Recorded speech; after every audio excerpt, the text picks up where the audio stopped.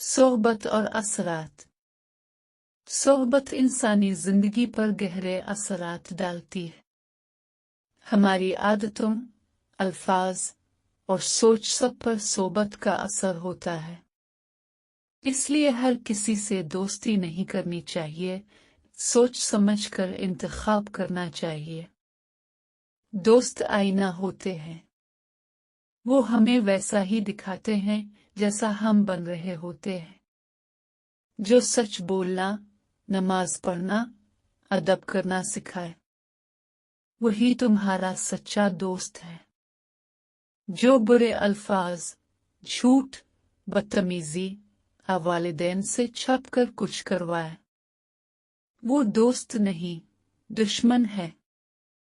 नबी करीम ने फरमाया, आदमी अपने दोस्त के दीन पर होता है, बस तुम में से हर एक को देखना चाहिए कि वो किस से दोस्ती कर रहा है।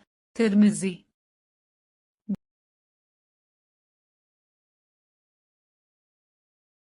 बुरी सोहबत के असरात।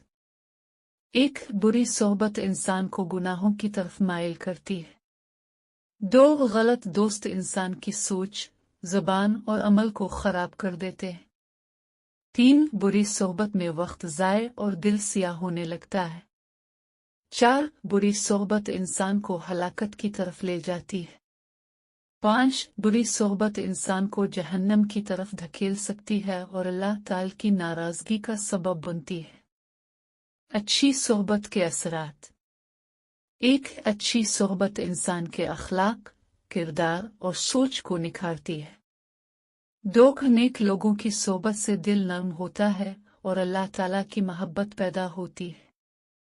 तीन अहल अल्लाह की महफिल में बैठने से दिल को सुकून और रूह को ग़िज़ा मिलती है। चार अच्छे दोस्तों की बातों और अमाल से इंसान को दीन पर अमल करने की तरगीब मिलती है।